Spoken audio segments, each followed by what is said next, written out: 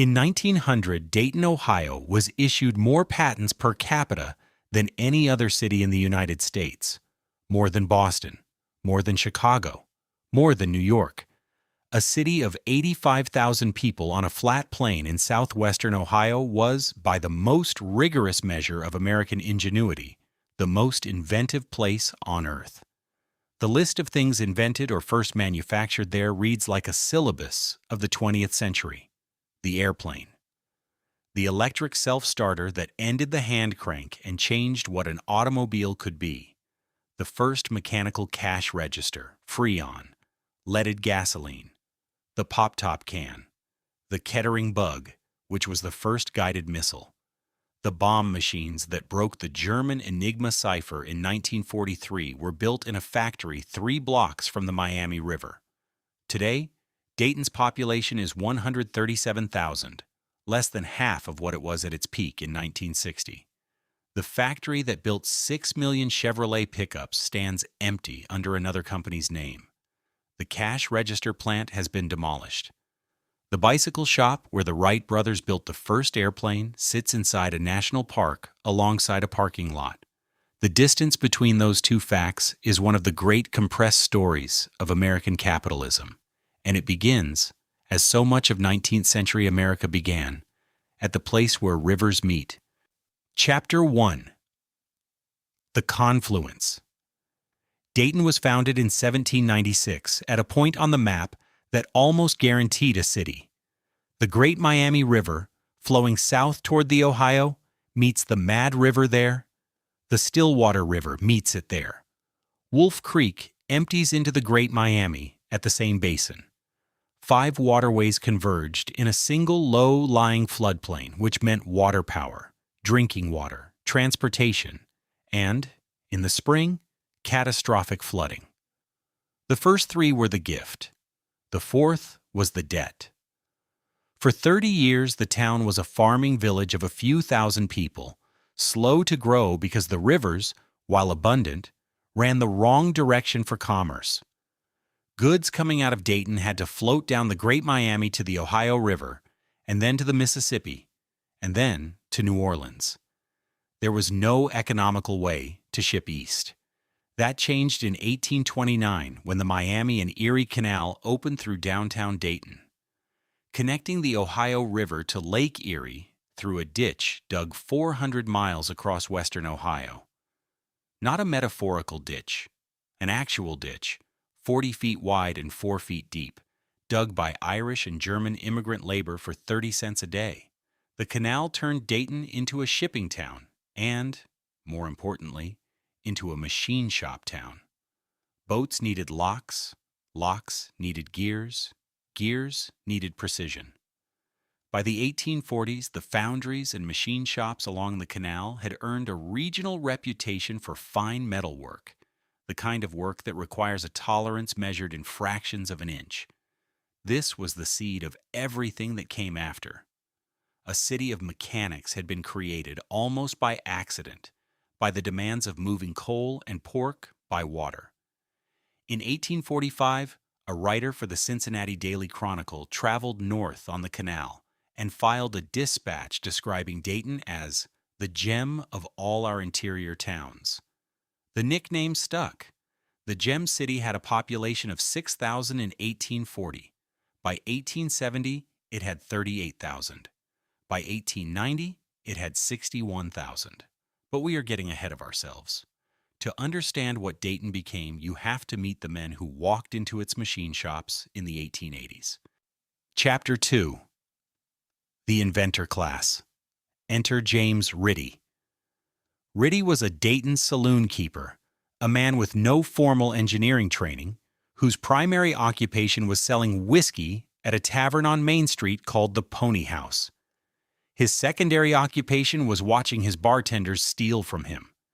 In 1878, during a steamboat trip to Europe, Ritty observed a device that counted the revolutions of the ship's propeller, and the idea fixed itself in his mind that a similar mechanism could count something else. He returned to Dayton and, working with his brother John, patented what he called Ritty's incorruptible cashier in November of 1879. The first cash register in history was a wooden box with mechanical keys that rang a bell when a sale was made, ensuring that every transaction was witnessed by a sound the owner could hear from the back room. Ritty had no interest in running a manufacturing business. He sold the patent in 1881 to a man named Jacob Eckert for $1,000, and Eckert formed a small company called the National Manufacturing Company on Main Street, with a workforce of fewer than 20 men. 3 years later, in 1884, a coal salesman named John Henry Patterson bought National Manufacturing for $6,500. His friends told him he had paid too much. There was a brief period when Patterson tried to undo the deal and was refused. Patterson renamed the company the National Cash Register Company.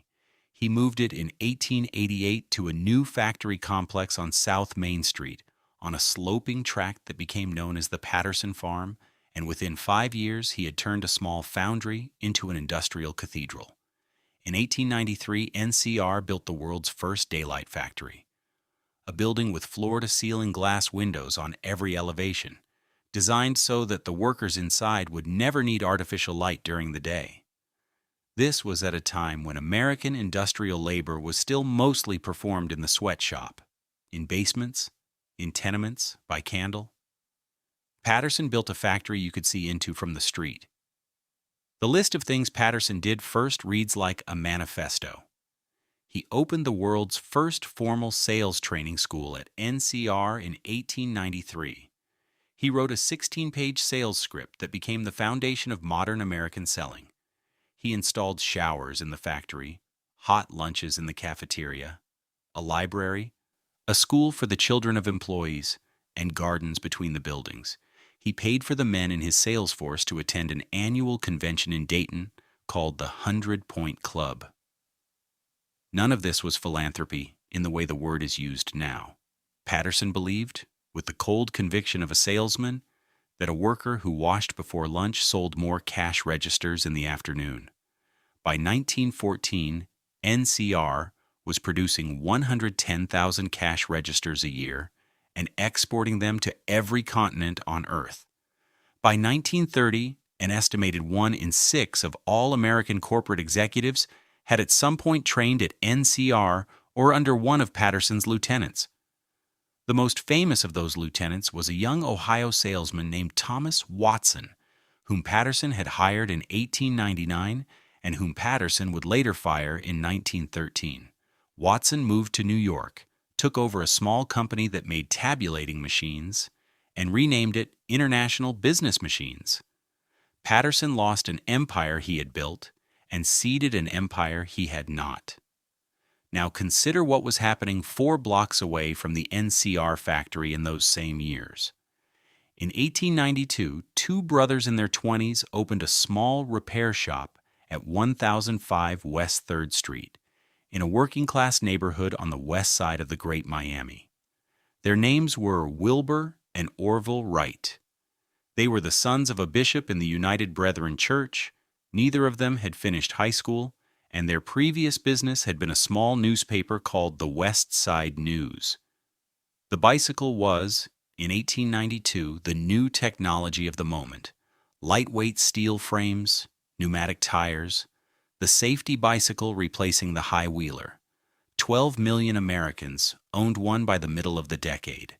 The Wrights rented frames in their shop, then sold them, then in 1896 began manufacturing their own, called the Van Cleve, named for an ancestor who had been one of Dayton's founding settlers. The bicycle, more than any other invention of the late 19th century, taught a generation of men to think about lightness, balance, and the conversion of human energy into forward motion. The bicycle made the airplane possible. The Wrights, working on bicycles by day, began in 1899 to read everything that had been published about powered flight. They wrote to the Smithsonian for a bibliography. They studied Otto Lilienthal's glider experiments. They studied Octave Chanute and George Cayley and the work of Samuel Langley. And they came to the conclusion, which no one else had reached, that the published aerodynamic data was wrong. In the summer of 1901, The brothers built a wind tunnel in the back of their bicycle shop.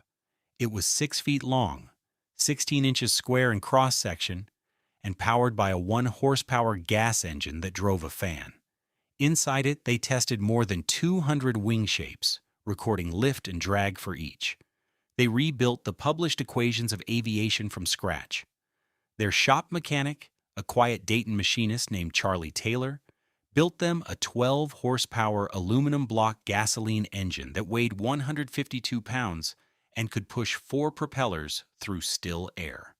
On December 17, 1903, on a sand spit on the Outer Banks of North Carolina called Kitty Hawk, Orville Wright lay flat on the lower wing of a contraption built in a Dayton bicycle shop and flew it for 12 seconds, a distance of 120 feet.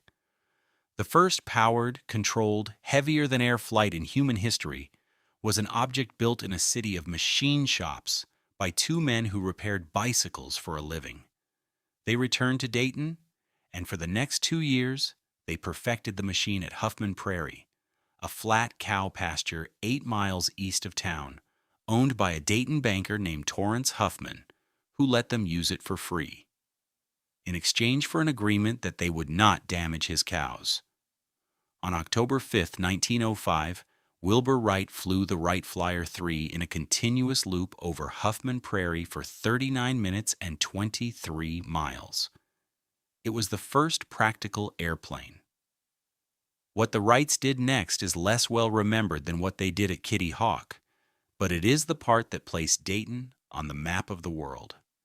In 1908, Wilbur sailed to France with a crated aircraft and flew demonstrations at Le Mans before crowds that grew over 6 weeks from a few hundred curious aristocrats to 50,000 spectators on a single Sunday. The European aviation community, which had been skeptical of the American claims, was forced into the open admission that 2 bicycle mechanics from Ohio had solved a problem that Octave Chanute and Samuel Langley and Otto Lilienthal had not. Wilbur was awarded the Légion d'honneur. Orville flew demonstrations for the United States Army at Fort Myer, Virginia that same year. By 1909, the Wright Company was incorporated, and a manufacturing plant was built in Dayton on West 3rd Street to produce airplanes. The first commercial aviation factory in America stood 5 blocks from the bicycle shop. Wilbur Wright died of typhoid fever in Dayton on May 30, 1912, at the age of 45. He had been the architect of the airplane in a way his more famous brother was not.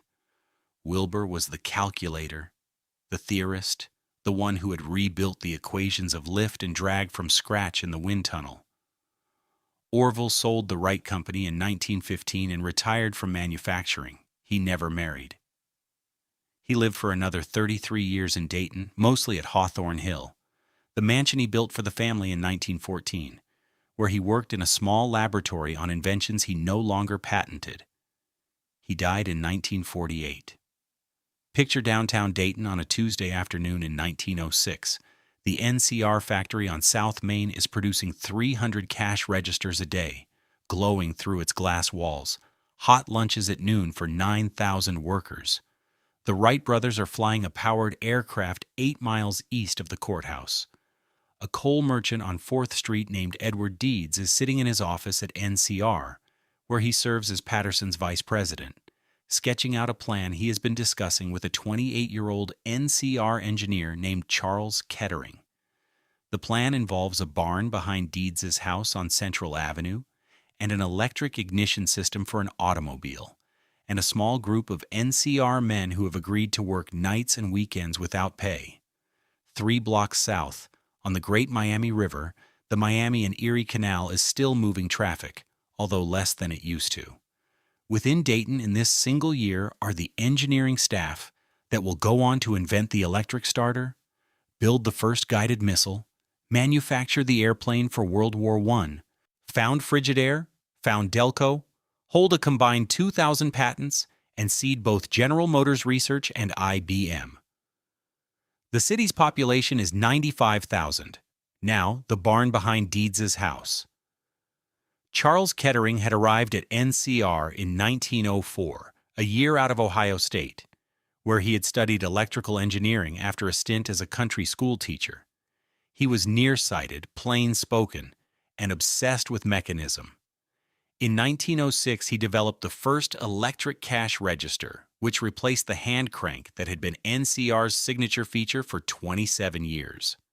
Edward Deeds, then in his early 40s, was an Indiana farm boy who had risen at NCR by being competent in a way Patterson trusted.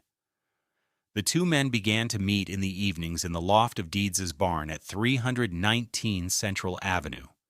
They were joined by other NCR engineers, William Christ, Harold Talbot, Henry Theobald, who came after their shift and worked under hanging electric bulbs until midnight. They called themselves the Barn Gang. They borrowed tools from the NCR shop in defiance of company policy. They were trying to invent a way to start an automobile without a hand crank. The hand crank was, in 1909, the great obstacle to mass automobile adoption. It required physical strength and considerable nerve. A backfire could break a wrist, or, in the famous case that drove Henry Leland of Cadillac to commission the work, kill a man. Leland's friend Byron Carter had cranked a stalled car for a stranded woman in 1908. The engine kicked back. The crank caught him in the jaw, and he died of complications from the infection. Leland approached Kettering and Deeds and ordered 8,000 ignition sets. He needed a way to start a Cadillac with a button. Kettering's solution was elegant and counterintuitive. He used a small electric motor that drew enough current to crank the engine for a few seconds. Far more current than any motor of that size was supposed to handle, but only briefly, so the windings would not burn out. The math was straightforward. The motor would do the work of a man's arm for 2 seconds, and then a battery, recharged by a generator that the same device doubled as, would carry the load. He filed the patent in 1911. In 1912, the Cadillac Model 30 became the first production automobile in the world with an electric starter. Within 5 years, the hand crank was obsolete. Women began to drive in large numbers for the first time. The automobile, in the form we still recognize, was completed in a Dayton barn. Kettering and Deeds had incorporated their work in 1909 as the Dayton Engineering Laboratories Company, which everyone then and now calls Delco. They sold Delco in 1916 to United Motors for cash and stock worth $9 million. United Motors was absorbed shortly afterward into General Motors, and Delco became the foundation of the General Motors Research Corporation, with Kettering as its head. He held the position for 27 years. He would, in that time, develop Freon refrigerant, leaded gasoline, Duco lacquer paint for cars, the first practical diesel locomotive engine, and 186 separate United States patents. Remember the Wright brothers. Remember NCR. Remember the barn. They will all come back to one address. Chapter 3. The City at Flood Stage. For 3 days in late March of 1913, it rained on the watershed of the Great Miami River, as it had not rained in living memory. Between 8 and 11 inches of rain fell on the saturated ground of central Ohio into rivers already swollen from a snowy winter. Easter Sunday, March 23rd, was warm and gray. By Tuesday, the water in downtown Dayton was rising at nearly 2 feet an hour. The Great Miami River crested at 29 feet on Wednesday, March 26th. The levees built around the downtown failed in a sequence of breaches, and the water came into the central business district in a wave. Some streets stood under 20 feet of water for days. Gas mains, sheared off at the foundations of flooded buildings, exploded into the floodwater and ignited a series of fires that burned for 36 hours across 2 square miles of downtown, fed by the wooden interiors of buildings whose lower floors were submerged. 360 people died in Dayton. 65,000 were displaced. 20,000 buildings were damaged or destroyed. The total cost was estimated at $100 million in the currency of 1913, which is roughly $3 billion today.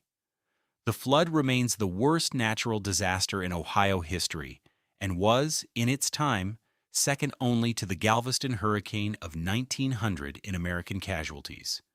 John Henry Patterson, who was then 68 years old and had recently been convicted in federal court of antitrust violations and sentenced to a year in prison, did something that revised his place in Dayton's memory. He converted the NCR factory into a relief headquarters within hours. The carpentry shop began producing flat-bottomed wooden rescue boats, 300 of them, built in 2 days, each capable of carrying 8 people, that were used by NCR employees and volunteer crews to pull more than 10,000 people off the roofs of submerged houses. The factory cafeteria served 2,750 meals a day to refugees. Patterson lent the company printing press to the Dayton Daily News, whose own presses were underwater, so that the city would have a newspaper. He raised, by personal subscription, more than $2 million for rebuilding. His federal sentence was commuted by President Wilson the following year, partly in recognition of what he had done. Out of the flood came a piece of American engineering history that has been forgotten because it has worked too well. In 1914, the Ohio legislature created the Miami Conservancy District, the first major regional flood control district in the United States, with the power to tax property and condemn land. The district hired an engineer named Arthur Morgan, who designed a system of 5 massive earthen dams upriver of Dayton, at Englewood, Lockington, Taylorsville, Huffman, and Germantown, and excavated channel improvements through the city. The dams were finished in 1922. Downtown Dayton has not flooded since. Morgan went on to become the first chairman of the Tennessee Valley Authority. By 1917, with the dams under construction and the country at war, Dayton's industrialists made a collective bet on a single industry: Deeds, Kettering, Orville Wright, and a young promoter named Harold Talbot incorporated the Dayton Wright Airplane Company that summer and built a plant at Moraine on the south edge of the city. The plant manufactured more than 3,000 de Havilland DH-4 bombers during the 18 months of American involvement in World War I, the only American-built aircraft to see combat. In the same period, Kettering developed at Dayton Wright something called the Liberty Eagle, more commonly known as the Kettering Bug, an unmanned biplane carrying 180 pounds of explosive that flew on a preset gyroscope to a calculated target and dropped its wings on command. It was the first guided aerial missile in history. The war ended before it saw combat. In October 1917, the United States Army opened McCook Field on the north side of Dayton as its primary aviation engineering center. By 1924, when McCook had outgrown its site, the citizens of Dayton raised $425,000 in 2 days, by some accounts, in less than 30 hours, to purchase 4,520 acres of farmland northeast of the city and deed it to the federal government. The new installation was named Wright Field in honor of the brothers.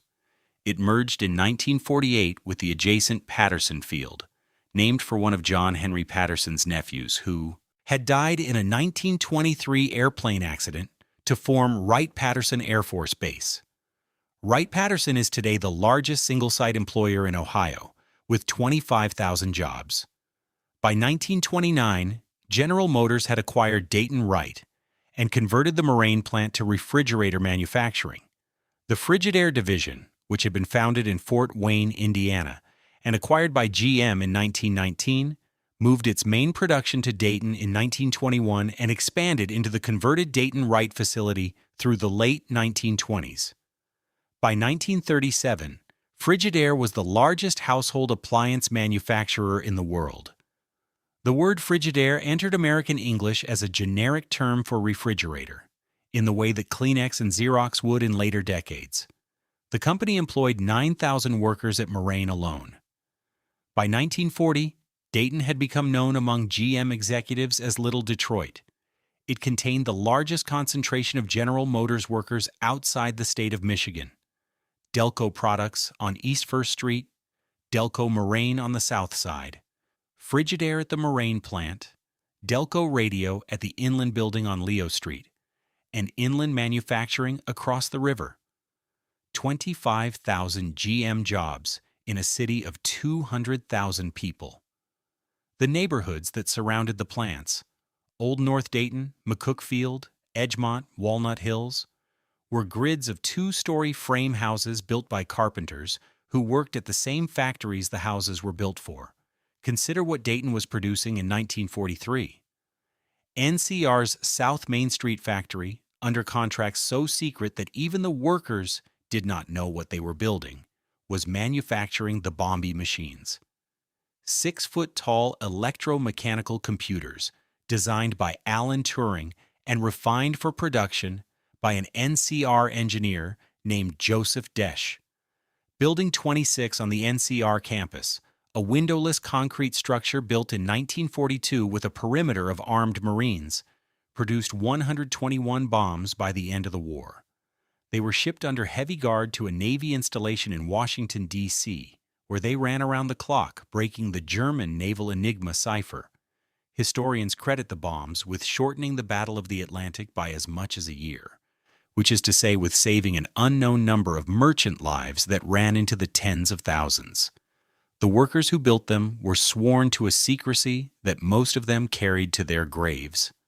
3 blocks away on East First Street, Delco was producing 1.5 million 50-caliber machine gun rounds a day. At Moraine, Frigidaire had been converted to manufacture the propellers for the B-29 Super Fortress, including the propellers on the 2 aircraft, Enola Gay and Bockscar, that dropped the atomic bombs on Hiroshima and Nagasaki. At Dayton Wright's old Moraine plant, 12,000 workers were building parts for the Manhattan Project's K-25 gaseous diffusion facility, though they did not know that either. The end of the war did not slow Dayton. It accelerated it. The veterans came home to a city whose factories converted in months from ordnance to refrigerators, from propellers to washing machines. Frigidaire alone hired 3,000 workers in 1946. NCR added 5,000. The GI Bill paid for the suburban subdivisions that began to ring the city: Belmont, Kettering, Centerville, Beaver Creek. The Dayton Public Schools were the 3rd largest school district in Ohio. The Dayton Daily News had a Sunday circulation of 260,000 in a metropolitan area of 450,000, which is to say that more than half the households in Greater Dayton took the newspaper. Picture South Main Street on a Friday evening in 1948. The NCR factory, now 10 city blocks long, glows from the inside out along its full elevation, its daylight windows reversing into nightlight windows after the 4:30 whistle. 20,000 men and women are walking out the gates to streetcars, to buses, to their own cars.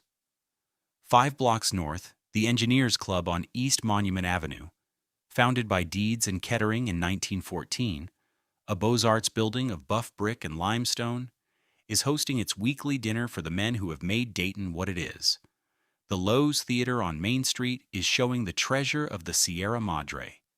The Dayton Daily News, in the building Patterson rebuilt for them after the flood, is going to press for the Saturday edition.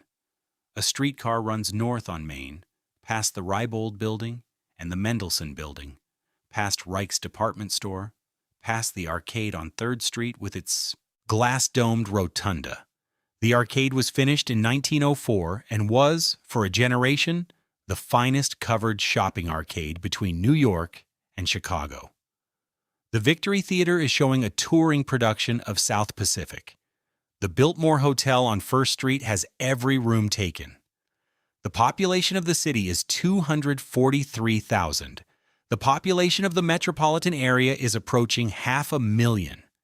In this single year, the Dayton Public Library will record more circulations per capita than any other city library in America. By 1960, the city recorded its all-time peak population of 262,332.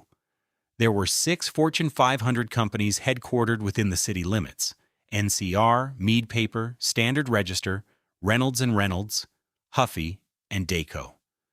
The Dayton area had between 70 and 80,000 union manufacturing jobs. Wright-Patterson Air Force Base, which had absorbed the entire United States Air Force research and development apparatus in 1951, employed another 30,000. NCR alone, by 1969, had 20,000 workers in Dayton, the highest single-site employee count in the company's history. The median family income in the metropolitan area in 1969 was higher than that of New York City, higher than Chicago, higher than Los Angeles. A General Motors line worker at Moraine, with 20 years of service and overtime, was earning the equivalent of $70,000 in present-day money, with a pension, a health plan, and a house in Kettering or Belmont that he owned outright. And then, very quietly, things began to shift. Chapter 4. The Machine Age Ends. The cash register was a mechanical device for 90 years. From Ritty's wooden box in 1879 through the 1960s, every NCR machine was built around precision gears, springs, levers, and rotating drums. The Patterson farm in Dayton existed because the cash register was a machine that required, in its fabrication, thousands of small metal parts, each tooled to fractions of an inch. The factory and the city were a single industrial organism, perfectly matched to a particular kind of object. In the early 1970s, that object disappeared. The electronic cash register. Silicon transistors, integrated circuits, no moving parts, was developed by NCR's competitors in California and Japan, and within 5 years it had taken almost the entire market. NCR's mechanical division, the engine that had built Dayton, became a museum exhibit while it was still operating. The company tried to pivot. It built a $60 million electronics facility on the South Main campus in 1974. It was too late. NCR posted a $60 million loss in 1972. It posted a 6-fold larger loss in 1976. A new CEO, William Anderson, brought in from outside Dayton, made the decision in 1974 that the company's future was no longer in Ohio.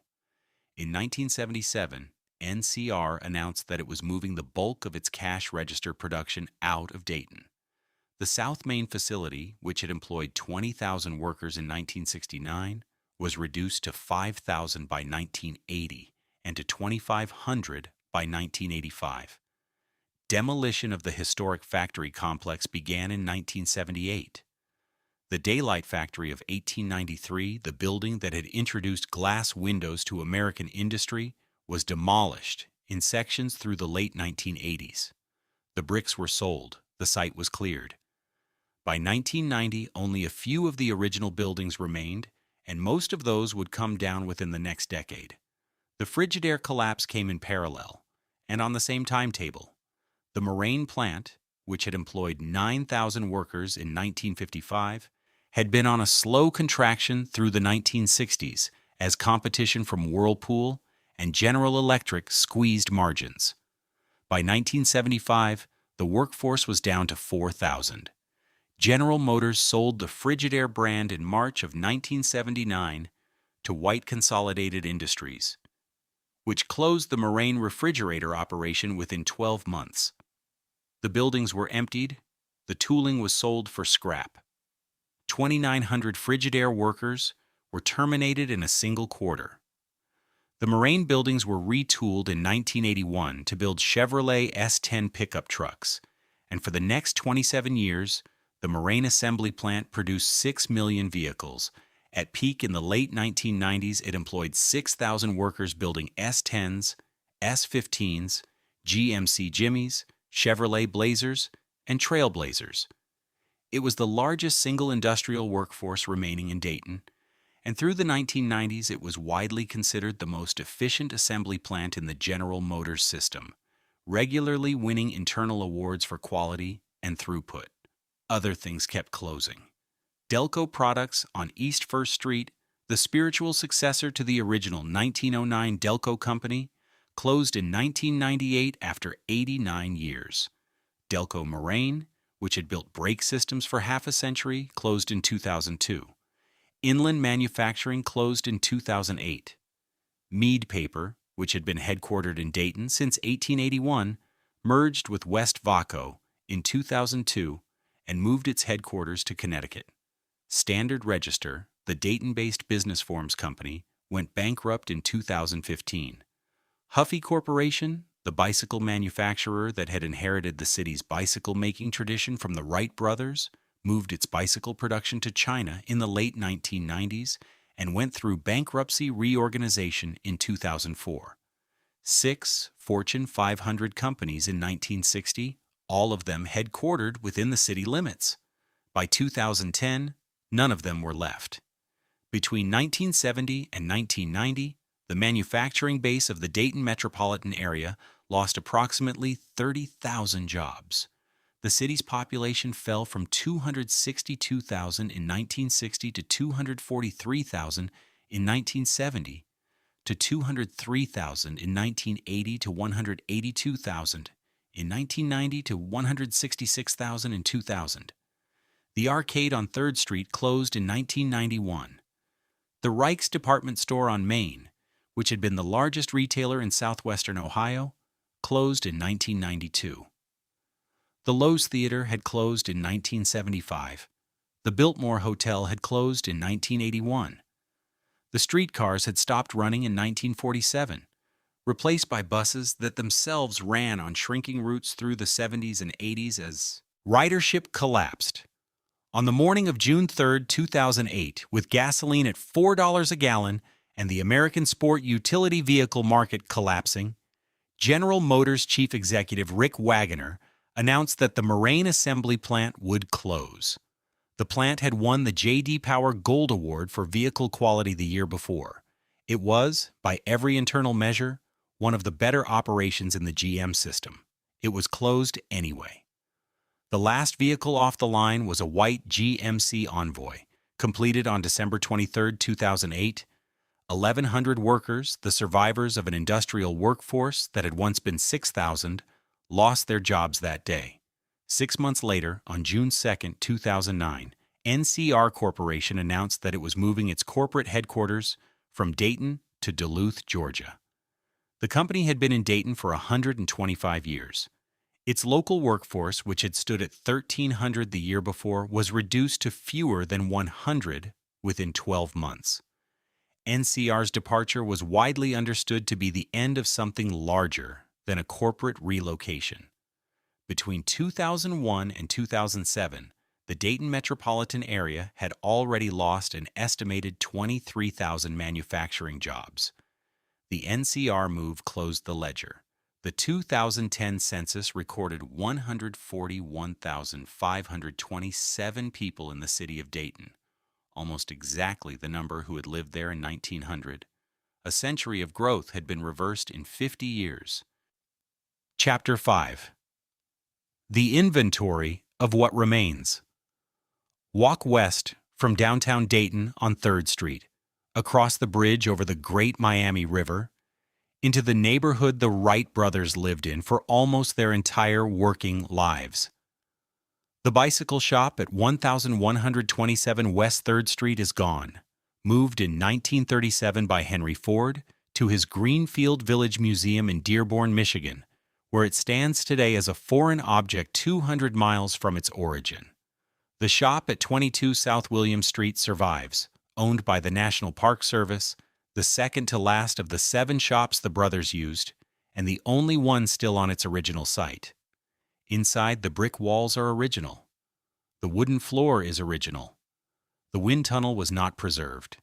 At Hawthorne Hill in the suburb of Oakwood, the mansion Orville Wright built for himself and his sister Catherine in 1914 still stands on its hill of grass. Orville lived there until his death in 1948. The house is owned and operated as a museum by Dayton History. The NCR campus on South Main Street is mostly gone.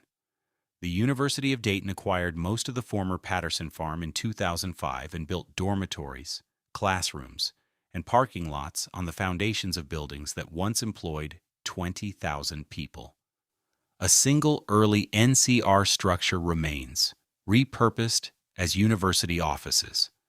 A small bronze plaque marks the location of the Daylight Factory. The Engineers Club at 110 East Monument Avenue, founded by Deeds and Kettering in 1914, with the slogan that there was no problem so great it could not be solved by the application of intelligence, still operates from its original building. Membership is by invitation. The dining room serves lunch on weekdays. At Carillon Historical Park on the south side of the city, in a series of buildings collected on the grounds of a 151-foot bell tower commissioned by Kettering's wife in 1942, the surviving physical artifacts of Dayton's industrial century have been brought together under one roof. The original 1905 Wright Flyer 3, the first practical airplane, sits at the center of the park's main hall, having been restored under Orville Wright's personal supervision before his death. A 1906 electrified NCR cash register, one of Kettering's first inventions, sits in a glass case. The first Chevrolet S10 built at the Moraine Assembly Plant in 1981 is parked next to the last GMC Envoy off the line in 2008. The two vehicles face each other across a strip of polished concrete separated by 27 years of work and 6 million units of production. Wright-Patterson Air Force Base, on the northeast side of the city, remains the region's largest employer. The base is home to the Air Force Research Laboratory and to a $4 billion federal research enterprise. The National Museum of the United States Air Force, on the base's southern boundary, contains the largest collection of military aircraft in the world. In 2014, the Fuyao Group, a Chinese automotive glass manufacturer based in Fuqing, purchased the former Moraine Assembly Plant, the building where 6 million Chevrolet pickups had been built. Fuyao Glass America began producing windshields and side glass there in 2015.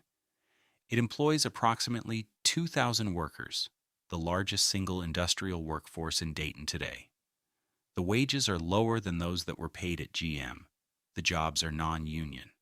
The plant operates at high efficiency by the standards of the global automotive supply chain. It was the subject of an American documentary film in 2019 that won an Academy Award. In May of that same year, on the night of Memorial Day, 16 tornadoes touched down in the Dayton metropolitan area in a single storm system. The storms damaged 4,000 structures. 3 months later, on the morning of August 4, 2019, a gunman in body armor opened fire in the Oregon District, a historic entertainment quarter 5 blocks east of the river. 9 people were killed in 32 seconds before Dayton police shot the attacker. The dead included the gunman's sister. The Great Miami River still runs through downtown Dayton, unflooded, regulated by the 5 earthen dams Arthur Morgan designed in 1914, after seeing what unregulated water had done to the city. The dams have held for more than 100 years.